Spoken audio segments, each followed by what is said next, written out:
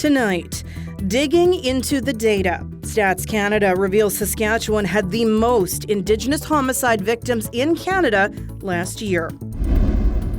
Also, Roughrider fans mourn a man who led the team to the 1989 Grey Cup. Plus, bridging the gap to explore the past, present, and future of LGBTQ communities, a conversation between 4 members of the queer community. This is CBC Saskatchewan News.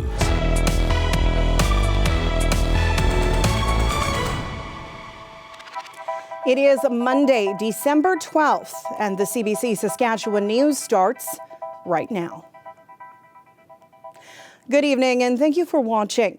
Statistics Canada data shows 3 in every 4 homicide victims in Saskatchewan last year were Indigenous people.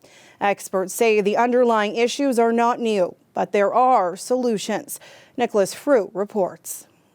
Braden Herman grew up in Clearwater River Dene Nation in northwestern Saskatchewan. He was 26 years old when his body was found just outside Prince Albert on May 11, 2021. A former RCMP officer is now accused of first-degree murder in connection with Herman's death. Police forces in Saskatchewan reported 70 people were killed in homicides last year, the highest number in half a century. Braden Herman was one of the 53 victims who were Indigenous. That's the highest number of homicides of Indigenous people since at least 2014, and more than anywhere else in Canada last year. This Métis lawyer, who lectures about criminal law, says she's not surprised by the numbers. I don't think that based on the treatment of Indigenous people over hundreds of years, that we should be surprised that this is happening. I think that this is a consequence of mistreatment. Experts say the disproportionate number is tied to colonialism and poverty. Past inquiries and commissions have made the same link. Census data shows that Indigenous people in Saskatchewan, particularly those living on reserve, made significantly less income on average than non-Indigenous people in 2021. The numbers also show a greater proportion of Indigenous people lived in overcrowded homes and housing in need of repairs. A lot of the crime and the violence, it derives out of impoverished communities. You know, poverty creates a lot of social despair, and where there is poverty, there is crime. Peterson says the underlying issues aren't novel and there's no silver bullet, but she says part of the solution would be to funnel more money into social programs that could help lift Indigenous people out of poverty and lower crime rates. Hansen says that Indigenous peoples and their respective communities should also have greater autonomy over justice. Nicholas Frew, CBC News, Regina. Regina's Sofia House provides long-term housing options for women and children trying to escape situations of domestic violence. The housing is affordable and has counseling, programs, and security on site. It also has a long wait list. Today, Sofia House announced it will be nearly doubling its units from 20 to 39 by partnering with local developer Ivana. Saskatchewan has one of the highest rates of interpersonal violence in the country. So, you know, to provide services, long-term housing with supports is one avenue where we can help families heal and get the services that they need while still offering stable and affordable housing. Sofia House will manage the operations and programming. Ivana will provide some of the capital and some operational money. Both organizations are asking the government to provide stable operational funding. Saskatchewan is one of the only provinces that does not provide operational funding for second-stage shelters.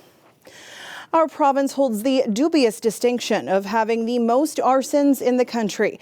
It's more than 2.5 times the national average. Regina tops the country when it comes to specifically municipal rates of arson. Statistics Canada numbers show 327 cases of intentional fires in the Regina region in 2021. That is the equivalent of 124 counts of arson per 100,000 people. A city spokesperson says the Regina numbers also include neighboring municipalities as well as garbage bin fires, which some others do not. Saskatoon ranks 10th on the list with 31 incidents per 100,000 people. The man who led the Saskatchewan Roughriders to their first Grey Cup championship in nearly a quarter of a century has died. John Gregory coached the Riders from 1987 to 1991. In '88, Gregory guided the team to an 11-7 season and their first playoff appearance in 12 years. The following year, the Riders won what is still today regarded as one of the most exciting Grey Cup games ever played. Gregory also coached the Hamilton Tiger Cats before moving on to the Iowa Barnstormers, where he won 2 Arena Bowl titles. Gregory was 84. Children with cases of COVID-19, influenza, and RSV are a big concern for parents. And it's not just because their kids are sick. Some parents don't have paid sick days. Others have run out. As Yasmin Gandam reports, parents are calling for help to cope. I just felt like I was at breaking point.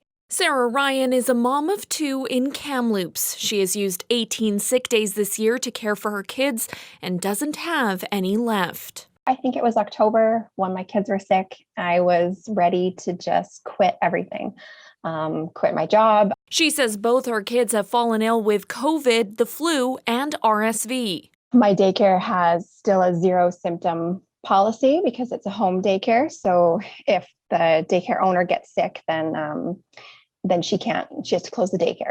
With no sick leave left, she worries about what to do if her kids get sick again. Do we reintroduce masks again? Can we make our kids wear a mask again? They hate masks. This pediatrician says in the current climate, any flu symptom is enough for a child to stay home. Even when they've got a new runny nose and sore throat where we know something might be in the mail.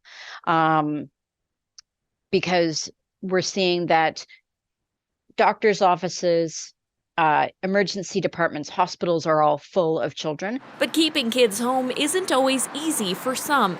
Labor experts say women are more likely to stay home to care for kids than men, and some who do not work in jobs that permit working remotely face extra challenges. In particular, women in the service sector and in frontline services. And so that may well require taking unpaid leave in order to care for children. The BC Federation of Labor is calling on the province to offer more paid sick days amid a surge in respiratory illnesses. Folks shouldn't have to choose between going to work and feeding their families or paying their bills, right? And that is, currently the situation. 5 days doesn't go very far if you get a COVID diagnosis. The province currently offers 5 paid sick days to eligible employees. The BC Federation of Labor is hoping to up that to 15. But parents like Ryan say that's not nearly enough. I've used 18, right? So 5 is like a drop in the bucket. This parent just hanging on and hoping her kids manage to dodge more illness. Yasmin Gandam, CBC News, Vancouver. If you're thinking of buying gift cards for family or friends this holiday season, be careful. You may be in for an unpleasant surprise. Philippe de Montigny has more. These 2 Walmart gift cards totaled $700 when Kevin Wilson received them as part of a Black Friday promotion. Now they're just about empty. You can see there's 27 cents. One had been spent in Richmond, BC, a nearby Vancouver suburb, the other in Mississauga, Ontario. I was in shock. I mean, the cards hadn't left my, possession. Wilson tried to figure out what happened and discovered this security flaw. You can go up to the self-checkout and simply scan the barcode off nothing more than a picture of the back of the card. We put it to the test. First, we snapped a picture of a gift card, then loaded it up with $5. At checkout, we scanned our purchase and the picture of the gift card barcode. Et voila, transaction complete. What's more is the printed receipt gives you the remaining balance on the gift card. Walmart tells CBC News it's now looking into this.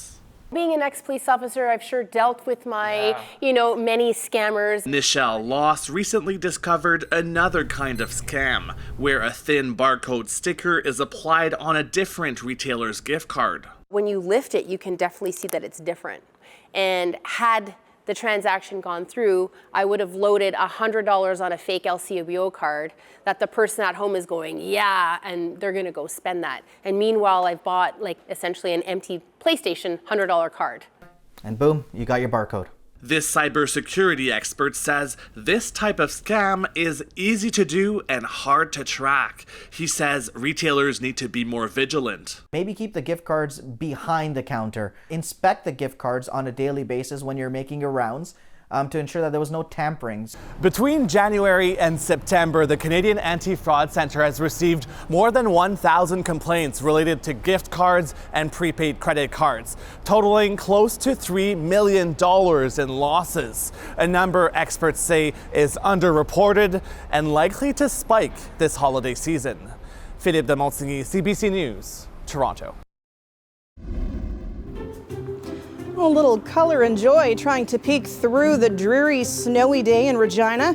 We could be looking at weather favoring snowmen in the next couple days, and those hoping for a white Christmas will be thrilled. Ethan will have the details in his forecast after the break. Stay with us.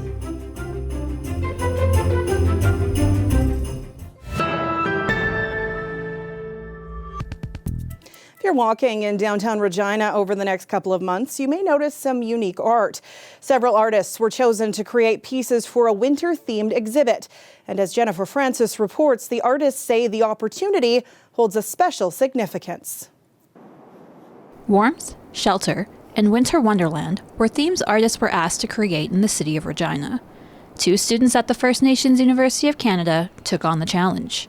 Now, their work is featured in the city's Victoria Park. I came up with this idea, this concept of having the teepee design, and then as the teepee gradualizes, if you go on the side, you can see the shape of a buffalo. And the reason being for that is the teepee, historically we lived in teepees and they were our homes, and the buffalo provided the shelter or the covering for those homes. Callista Moser's sculpture was also selected. Her piece was made with the Winter Wonderland theme in mind. She says she was inspired by the fact that downtown Regina is very rectangular and uniform, and wanted to feature something more aesthetically pleasing and eye-catching for Victoria Park. Awesome and the point of it, and it's a great conversation starter. So many people walk up to it and are just like, oh, this is so cool, and then they start talking about what they see and everything. Being Indigenous and having their work featured in the downtown location was very important to both artists. It means a lot, not only to myself, but being a student from the First Nations University in the Fine Arts Department, to have our recognition, within the city of Regina that used to be formerly the Pile of Bones, right? And then to have the Indigenous concept behind it. The exhibit will be up until February of next year, which leaves lots of times for others to view the art, take in their meanings, or develop their own. Jennifer Francis, CBC News, Regina. This weather update is brought to you by Capital Ford Lincoln. 22 model clear-out is on now.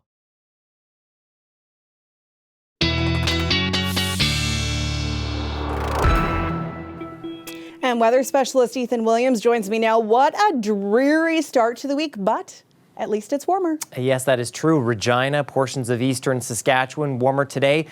But that warmth, not quite for everyone. Let's take a look at current temperatures. We have quite a divide in temperatures right now, even in south and central Saskatchewan. Some places 10 degrees different. You take a place like Yorkton, sitting at -4, 10 degrees colder in Kindersley and Leader. That's the reverse of what it was this time last week, or in the middle of last week.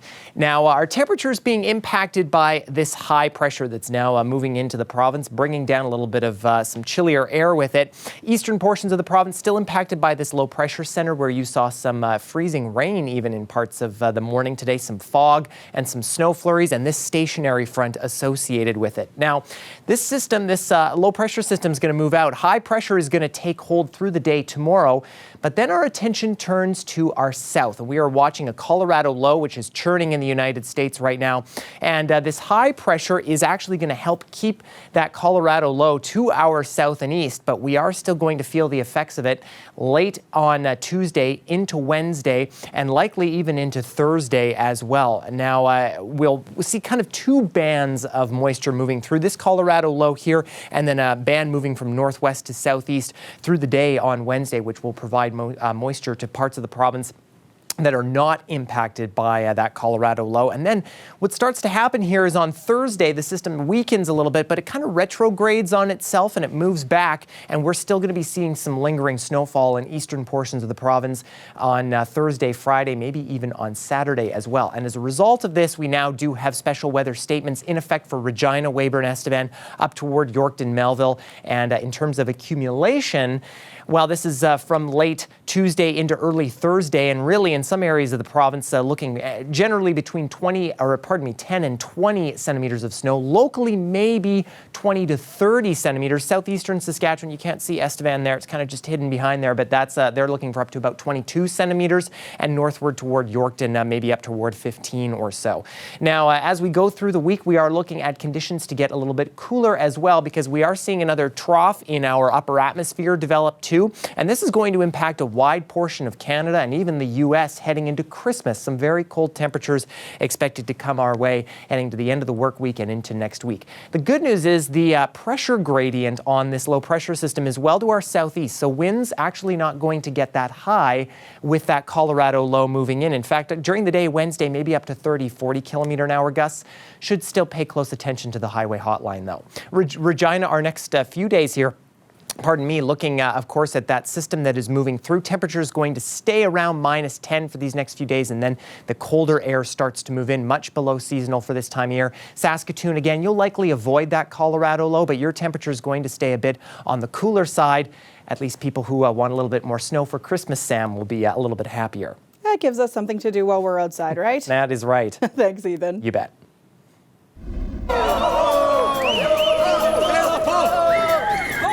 These people would not enjoy those super cold temperatures. Dozens of people in Hungary marked the holiday season by putting on running shoes and taking off their clothes. The 19th annual Naked Santa Run was held yesterday in Budapest, and to take part, runners pay fees that go to a children's charity. It originally started in Boston and has spread around the world. We'll be back after the break.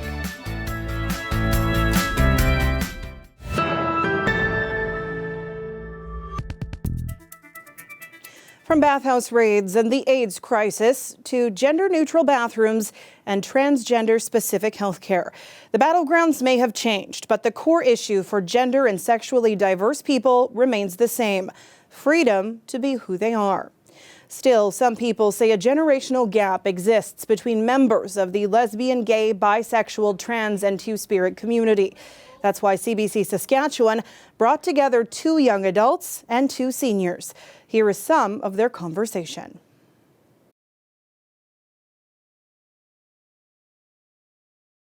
I'm involved in lots today, and always have been an activist of some sort. My very first pro-choice speech was in 1976.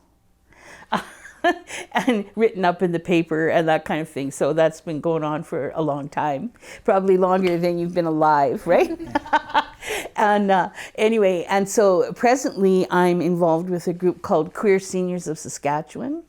And we've been meeting with ministers. We met with the Minister of Seniors to talk about the atrocities in long-term care, and trying to raise awareness in the government's mind as well as in the general public's about how scary it is for people of our age to have to go into long-term care and be dependent on people who may think we shouldn't be alive. So what's happening to lots of us as seniors is people are going back into the closet. I was one of the founders of AIDS Saskatoon back in the day. And in those days, there was lots of different parts of it, education as well as support of persons with AIDS. And I did most of my work at that time was with people with AIDS, helping them to get to the hospital because ambulances wouldn't pick people up. As soon as they found out they had AIDS, they would not do anything really with them. It was there was such a stigma. So I helped quite a few AIDS patients get to the University Hospital. More recent, both me and my husband we're trying to, I think at this stage of our lives, we're not as much activists specifically, but we're just trying to be ourselves in the mainstream of society to some extent. We belong to a church. We belong to a church that supports us, is there for us, and we're there for the church as well. It's a relationship. And also my husband is on the board of the Prairie Lily Curling League, which is it's basically a gay curling league, but it's open to all people, including allies. And we have it's just a fun thing, very much is a fun thing. And we have what must be the most successful gay curling bonspiel yearly here in Saskatoon, in the whole country. So that's kind of where I'm an activist, I guess.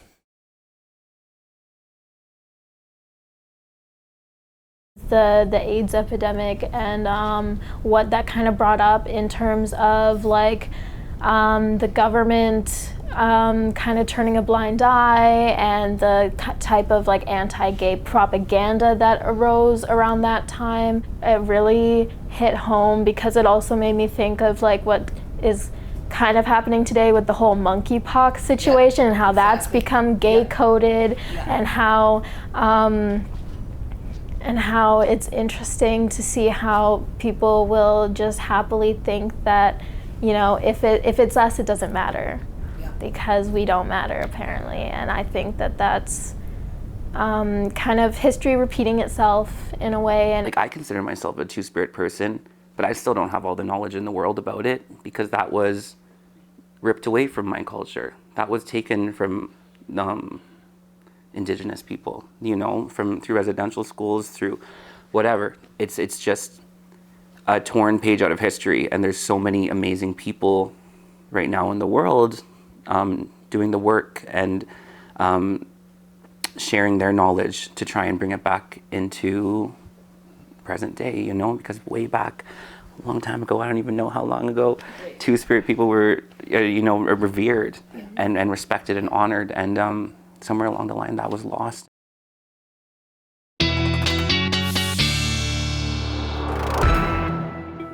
And Ethan is back with one last look at the weather. And it's going to be a little cloudy tonight in Regina, Sam, but temperature nice, around -9. Northwest winds staying around 30 kilometers an hour or so. Might blow around a few flurries if we do get any. Cloud cover sticking around tomorrow morning with the winds improving and the temperature actually dropping a little bit, but we will land not too bad in the afternoon. We could see a little bit of some clearing, but mostly cloudy. Winds going to be hovering around 30 kilometers an hour or so. Saskatoon, you will be a little more on the clear side, but a little colder as well. By the time we get to tomorrow morning, temperature going to be close to -20. Wind chill going to probably be into the -20s. And then as we get to the noon hour, we are looking at a mix of sun and cloud around -15, winds light in anticipation of that snow later in the day, Sam. You say anticipation like it's an exciting thing. We have to hope for something. We do. Thanks, Ethan. You bet. And before we leave you tonight, Regina's Winter Festival, Frost Regina, will officially be back for another year. The second annual edition will be held from February 3rd to 12th. The festival is all about celebrating fun and beauty that stems from our winter climate. It will feature many of the same events as last year and a few new ones in the hopes of getting more people involved. We're going to try and engage also more of the public as well. So we're looking at bringing in schools this year if they so wish. Last year, because, you know, it was still kind of during the COVID, we had to be very careful. And so we're going to be doing a little bit more now of both, inside and outside. Music, art and culture will be on display as the festival begins, and Elvis Stoico will be back to star in Frost on Ice.